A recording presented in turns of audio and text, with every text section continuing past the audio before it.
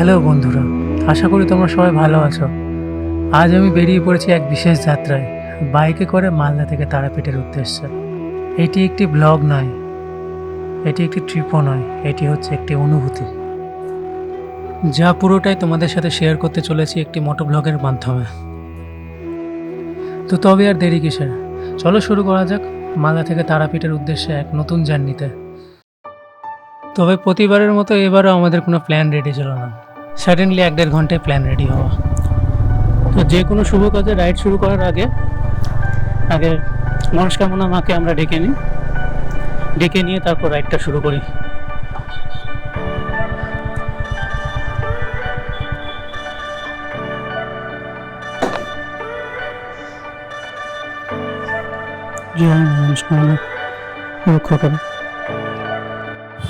মনস্কামনা মন্দির ছেড়ে আমরা বেরিয়ে পড়লাম তারাপীঠের উদ্দেশ্যে। ঘুরতে সময় এখন 4:30 সামথিং। তো তারাপীঠ ঢুকতে দেখাচ্ছে হচ্ছে 7:51, অলমোস্ট 8টা বাজতে পারে তারাপীঠ ঢুকতে। তো গাইজ, আমার গাড়িতে একটা ছোট্ট সমস্যা দেখা দিয়েছে। ব্যাপারটা হচ্ছে আমার গাড়ির রাইট সাইডের ইন্ডিকেটারটা মাঝে মাঝে কাজ করছে, মাঝে মাঝে কাজ করছে না। খুব রাফলি প্রেস করতে হচ্ছে সুইচটা, তারপরে কাজ করছে। তো এই জিনিসটা আমাদেরকে একটু খেয়াল রেখে গাড়িটা চালাতে হবে, কারণ এটা ছোট সমস্যা হলো অনেক বড় প্রবলেম এটা একটা। এখন রথবাড়ি থেকে আমরা জুইকে পিক আপ করে নেব, পিক আপ করে ফাইনালি আমরা বেরিয়ে পড়বো তারাপীঠের উদ্দেশ্যে। তো ওখানে বন্ধুদের সব ফোন করে বলা হয়ে গেছে আমাদের জন্য রুমটা বলে দিতে। তো আশা করি তো আমরা সন্ধ্যা হয়তো দেখতে পাবো না, কাল সকালে পুজো দিয়ে বেরিয়ে পড়বো একবারে। মালদার সাথে বেরিয়ে পড়লাম তারাপীঠের উদ্দেশ্যে। সবার প্রথম কাজ আমাদেরকে গাড়িতে ফুল ট্যাঙ্কি তেল ভরতে হবে। গাড়িতে আমাদেরকে ফুল ট্যাঙ্কি করে নিতে হবে, গাড়িতে তেল একদম খালি।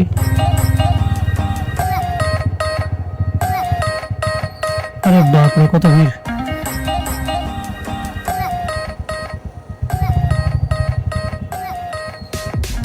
এখানে প্রচুর ভিড়, টাইম ওয়েস্ট করলে লাভ নাই।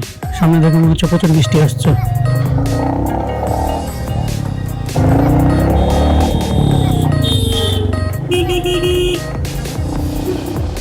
তবে হাজার কোথাও পুরোপুরি বাস সুন্দর কিলোমিটার, 141 কিলোমিটার কভার করতে আমাদের টাইম দেখাচ্ছে হচ্ছে 314 কিলোমিটার। তো গাড়িতে 1000 টাকা তেল গেল। আশা করি সব কিছু 1000 টাকা তেলে হয়ে যাবে আমাদের আপ ডাউন। ভেবেছি যাওয়ার টাইমে কোথাও দাঁড়াবো না, যেহেতু আমাদের লেট হয়ে গেছে আর একটা টাইম মেনটেন করে ঢুকতে হবে। তো সেই কারণে ভেবেছি কোথাও দাঁড়াবো না, ডাইরেক্ট একদম ঢুকবো। যতটা টানতে পারছি, 140 কিলোমিটার খুব একটা বড় ডিস্টেন্স নয়,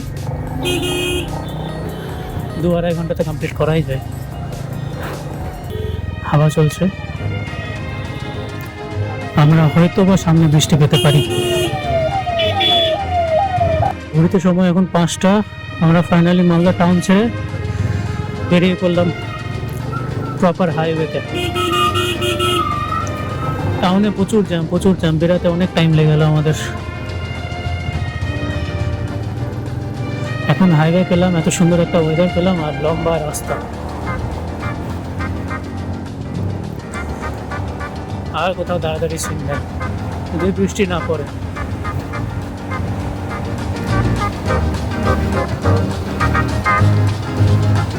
আমাদের কপাল তো আবার খুবই ভালো যে সামান্য সুজাপুরটা ক্রস করানোর পরেই প্রচুর বৃষ্টি।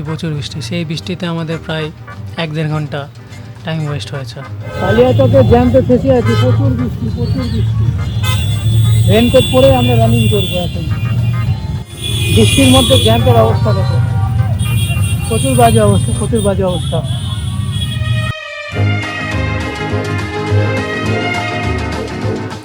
তবে এই বৃষ্টির মাঝখানেও কি আমাদেরকে কেউ আটকাতে পারবে? আমরা রেনকোট পরে ঠিক বাইক চালিয়ে রওনা দিলাম।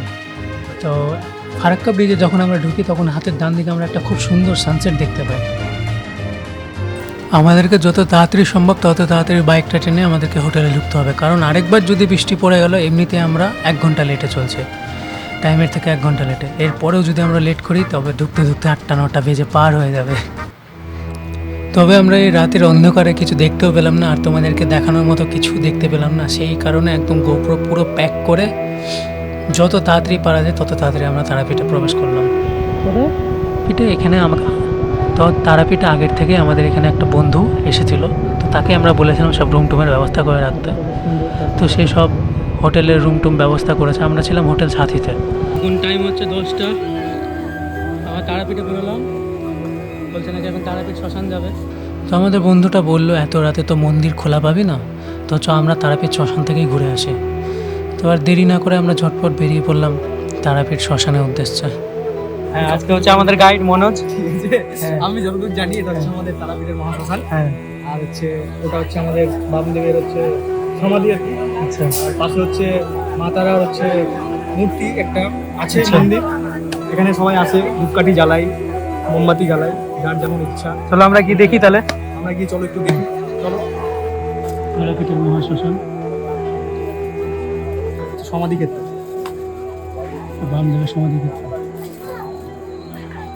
এখানে পূজা হচ্ছে, লাইন দাঁড়িয়ে এখানে পূজা হচ্ছে। আজকে আমাদের গাইড আরো কিছু বলতে চাই। আমি হচ্ছে তোমাদেরকে একটা আজকে ভালো জিনিস দেখাতে চাই। আমি এর আগে তারাপীঠ এক্সপ্লোর করতে এসে যেটা দেখেছি, আমাদের এই মহাশ্মশানে গ্র্যাজুয়েট বাবা আছে। গ্র্যাজুয়েট বাবা যদি থাকে তাহলে তোমাদেরকেও এখন ওনার সাথে মিটটা করাচ্ছি, চলো। মনোজ ভাই বলছে নাকি গ্র্যাজুয়েট বাবা আছে, কোথায় সেই গ্র্যাজুয়েট বাবা এখন গিয়ে দেখা যাক।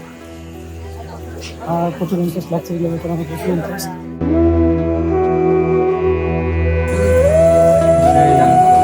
কি বলবো, better luck next time graduate বাবা ওখানে বসে। ঠিক ওই জায়গাটা গ্র্যাজুয়েট বাবা বসে। বসে, কিন্তু গ্র্যাজুয়েট বাবা আজকে নেই। আমাদের লাকটা আজকে ভালো ছিল না, যাই হোক কিছু করার নেই। নেক্সট টাইম আবার দেখা হবে গ্র্যাজুয়েট বাবার সাথে। চলো। তারাপীঠ মহাশ্মশান নামটা শুনলে ভয় লাগতে পারে, তাই না? আসলে এই জায়গাটা এতটাই গভীর, এতটাই শক্তিময়, না এলে কেউ বুঝতেই পারবেন না।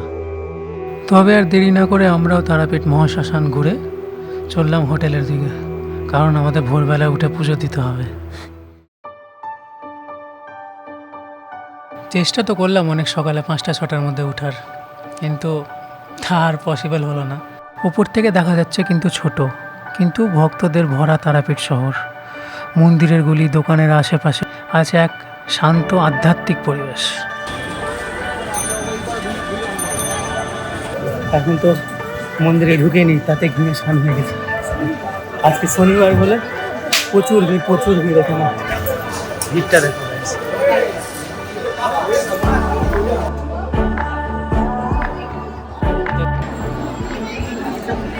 সব 500 টাকার লাইন। সেখানকার পান্ডারা বলেন যে আপনি যদি ভিআইপি লাইনেও দাঁড়ান, আজকে শনিবার আপনার বাড়ি ফিরতে ফিরতে 3টা-4টা বাজবে। তবে আর দেরি না করে আমরা ডিসাইড করলাম বাইরে থেকে পূজা দিয়ে দিই। বাইরে থেকে পূজা দিয়ে আমাদেরকে বেরোতে হবে। সো বাইরে থেকে তারা মাকে আমরা প্রণাম করে নিয়ে, দর্শন করে নিয়ে বেরিয়ে পড়লাম আবার হোটেলের উদ্দেশ্যে। তবে মা তারার আশীর্বাদ নিয়ে আমরা বিদায় নিচ্ছি এবার তারাপীঠ থেকে। আবার ফিরে আসবো ভক্তি, শান্তি আর ভালোবাসা নিয়ে। আমাদের বাইকের লাগেজ বাঁধা কমপ্লিট, বাঁধার কিছুই নেই, শুধু ট্যাঙ্ক ব্যাগটা আর ব্যাগটা হাতে নিয়ে বসবে। আমরা এখন বেরিয়ে পড়বো নাজার উদ্দেশ্যে। এখন ঘড়িতে টাইম 11:54, অলমোস্ট। জয় মা তারা।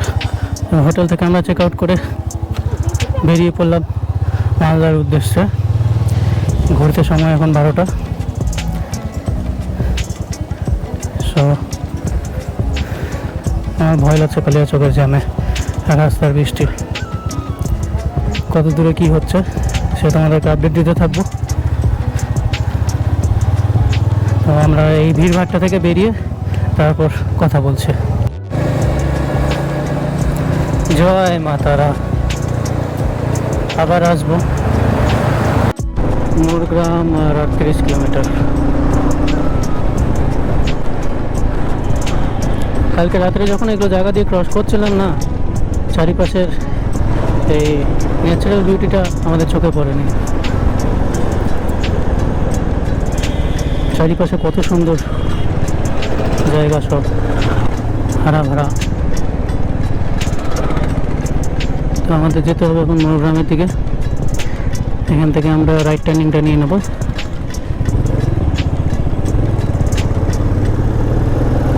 আমরা এতক্ষণ পর একটা ফাঁকা রাস্তা পেয়েছি। এতক্ষণ শহর গ্রামের মাঝখান দিয়ে আসছিলাম আমরা, তো এইখানে গাড়িটা নিয়ে একটু আরাম লাগছে। আসলে গরমটা প্রচণ্ড না, বেলা 12টা বেজে পার, 12টা খানিক থেকে আমরা রাইডটা শুরু করেছি, তো একটু খুব বেশি গরম লাগছে। Morgram 38 kilometre, Farakka 91 kilometre.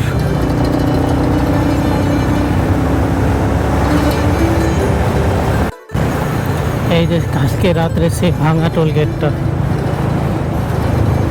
কেমন এই টোল গেটটা দেখতে ছিল এক সময়, এখন আর এই টোলটা নেই, ভূত ভূত লাগে। বেশ সুন্দর, এখন জমজমাট স্পিড মেনটেন করে যাচ্ছে, যেহেতু সকালবেলায়। আমার রাতের বেলায় রাইড করতে একদম ইচ্ছে করে না, প্রচণ্ড বিরক্ত লাগে রাতে রাইড করতে। সকালবেলায় যতটা ডিস্টেন্স কভার করার ক্ষমতা থাকে, রাতের বেলায় কনফিডেন্স লেভেল পুরো লো হয়ে যায়। তারপরে এরকম নতুন রাস্তা,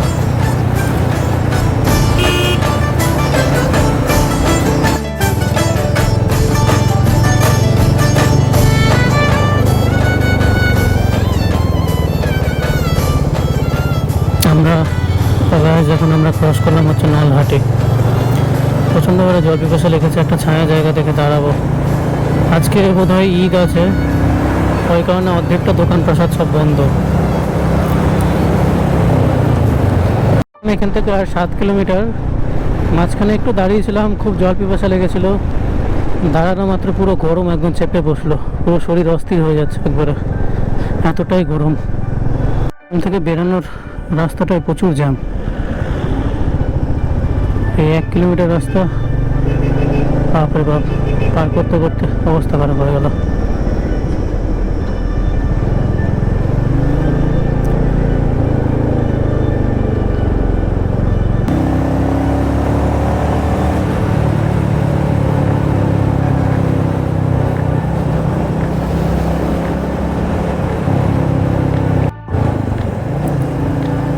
তারাপীঠ থেকে 37 কিলোমিটার ড্রাইভ করে আমরা ফাইনালি হাইওয়েতে উঠে পড়লাম।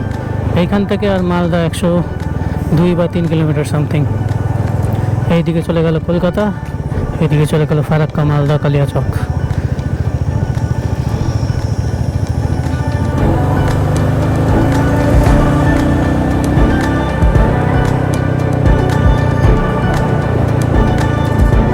মালদার দিকে ওয়েদারটা কত সুন্দর, মেঘলা মেঘলা হয়ে আছে, আর ওইদিকে বাপরে গরম।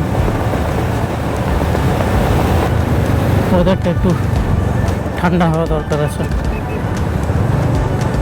তো গাড়ির তেল শেষ হয়েছিল না, 3 দাগ তেল বেঁচেছিল, তো আবার কোথায় দাঁড়াবো না দাঁড়াবো, তো আবার ট্যাঙ্কিটা ফুল করেই নিলাম। 610 টাকা তেল গেল, 5.5 লিটার প্লাস তেল গেছে। তো গাড়ির তেলের কাতরে আবার ফুল হয়ে গেছে, দেখতে খুব ভালো লাগছে, ওই কারণে আবার ফুল ট্যাঙ্কি করে নিলাম। তারাপীঠ থেকে 64 কিলোমিটার পার করে মালদার পথে আমরা এখন বর্তমানে প্রবেশ করলাম আহিরন ব্রিজে। জায়গাটা না এতটাই সুন্দর, তো আমরা ড্রোন ফুটেজ না নিয়ে থাকতে পারলাম না।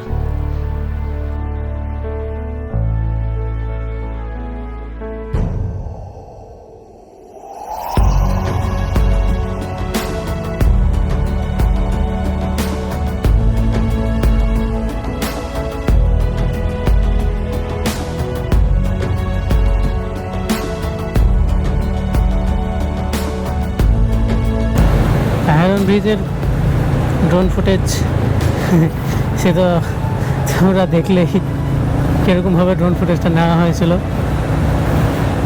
আমি যখন কিছুদিন আগে পলাশি গিয়েছিলাম, পলাশি কৃষ্ণনগর, একটা কাজে গিয়েছিলাম বেশ। তবে এখানে সেইবার যখন এসেছিলাম তখন ব্রিজের এক সাইডে কাজ চলছিল, মানে ব্রিজটা ওয়ান ওয়ে হয়েছিল।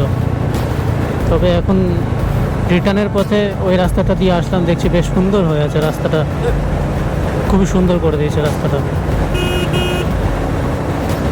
তো গাইজ আমরা এসে পৌঁছলাম বাড়ি যাওয়ার পথের দিনের প্রথম টোল প্লাজা। এরকম 2টো টোল প্লাজা পড়বে বাড়ি যাওয়ার পথে, বহরমপুর, ফারাক্কা।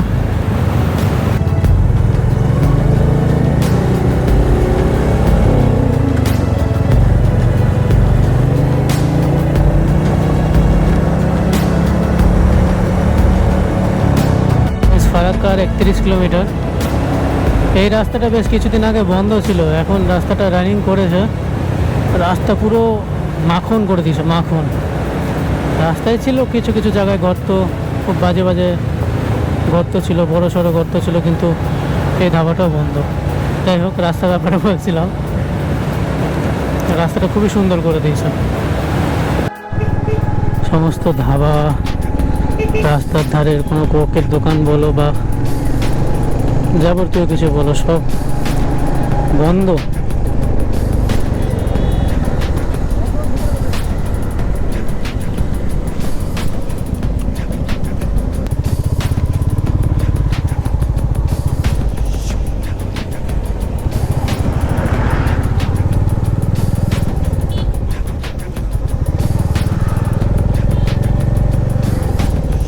চায়ের দোকান, ওরা চা খাবে। রাস্তাঘাটে আজকে ঈদের জন্য কোনো দোকান খোলা নেই। ও রাস্তার মাঝখানে একটা ছোটোখাটো চায়ের দোকান দেখতে পেয়েছি। সে চায়ের দোকানে আমরা একটু চা খেয়ে আবার বেরিয়ে পড়বো। মালদার বেশি দূর নয়, 50 কিলোমিটার সামথিং আছে। তো গাইস, আমাদের খুব ঘুম পাচ্ছিলো, বুঝতে পারলে তো। সেই কারণে আমরা 15-20 মিনিটে থেমে চা খেয়ে দিয়ে আবার কন্টিনিউ রাইড করলাম। মালদা দুধটা আর বেশিক্ষণ নয়, আধা ঘন্টা খানিক লাগবে। তো গাইস, তোমরা দেখতেই পাচ্ছ আমরা অলমোস্ট মালদার কাছাকাছি চলে এসেছি, আর আধা ঘন্টা ঢুকতে আমাদের আধা ঘন্টা খানিক লাগবে। তো ব্যাপারটা হচ্ছে, আজকে যেহেতু ঈদ, সেই কারণে রাস্তাঘাটে না কোনো ধাবা খোলা আছে, না কোনো কিছু খাবারের দোকান খোলা আছে, সব বন্ধ। সেই সকাল 9টায় আমরা ব্রেকফাস্ট করেছি। সেই ব্রেকফাস্ট করার পরেই এখন পর্যন্ত সেরকমভাবে কোনো আমরা খাবার পাইনি। জাস্ট একটা দোকানে, নর্মাল দোকানে দাঁড়ালাম, একটু চা খেলো, আমার বন্ধুটা মনের চা খেলো, আর আমি দুটো টাটা গ্লুকোজ খেয়ে আবার এনার্জি গেইন করে আবার বেরিয়ে পড়লাম।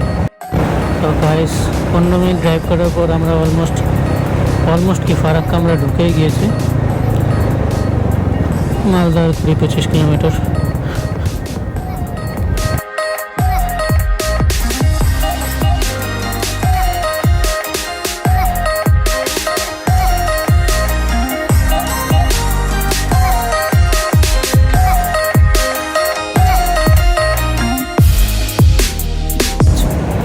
ফারাক্কা ব্যারেজের রাইট সাইডে, মানে এই দিকটাতে নদীর উপরে এক নতুন ব্রিজ তৈরির কাজ চলছে। তবে সেটা রানিং হতে আশা করি আরও 7-8 মাস লেগেই যাবে। ওইটা ক্লিয়ার হয়ে গেলে, ওটা রানিং যখন হয়ে যাবে, তখন এই ব্রিজ একদম টোটালটা ফাঁকা। যার মধ্যে কপাল ভালো, আজকে কোনো জ্যামের সম্মুখীন হতে হয়নি, রাস্তা একদম ক্লিয়ার। তাহলে এই ব্রিজটা পার হতেই 15-20 মিনিট টাইম লেগে যায়। ওই যে ওই সাইডে ব্রিজের কাজ চলছে। প্রথমবার মনে হয় আমি ফারাক্কা ব্রিজ এতটা ফাঁকা পেলাম, এই প্রথমবার। কিন্তু দেখতেই পাচ্ছ, আজকে দিনের আমাদের শেষ tollgate, second tollgate Farakka Raiganj highway. এই ফারাক্কা রায়গঞ্জ হাইওয়ে টোলগেটের নাম শুনলে না পাহাড়ের কথা মনে চলে আসে। উফ, মিস করছি পাহাড়টা। এরকম যখন গাজলে টোলগেট ক্রস করা হয় শিলিগুড়ি যাওয়ার পথে, ফিলিংসটা না আলাদাই। আমাদের স্পিড মেনটেনটা খুব সুন্দর হয়েছে। আমরা ফারাক্কা ক্রস করে ঢুকে পড়লাম কালিয়াচকে।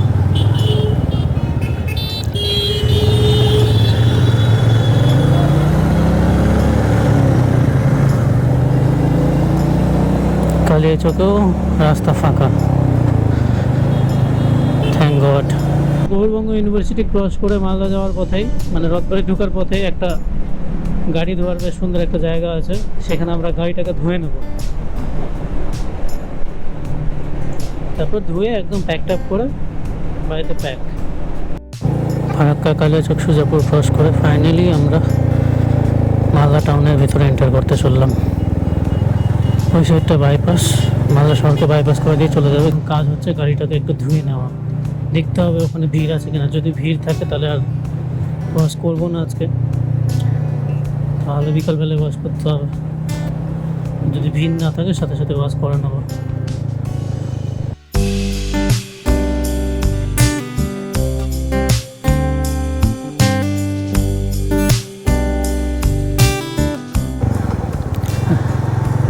তো গাইস কথা অনুযায়ী আমরা গাড়িটাকে ধুয়ে নিয়েছি, একদম ধুয়ে চকচকা করে নিয়েছি, দিয়ে গাড়িটা বাড়িতে একদম প্যাক।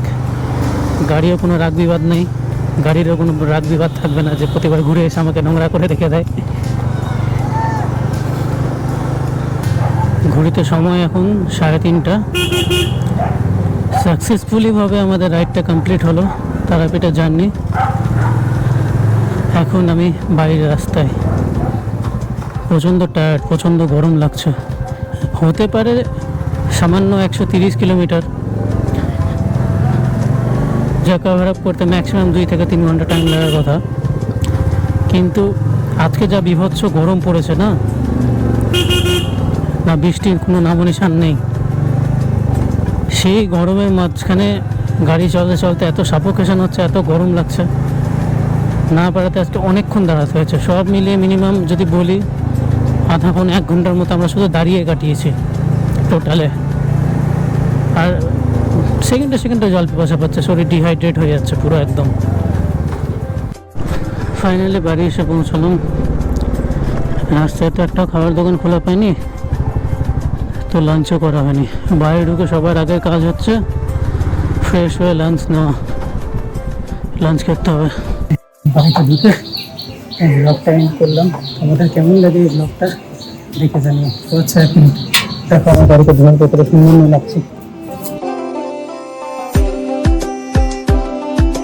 Bye bye.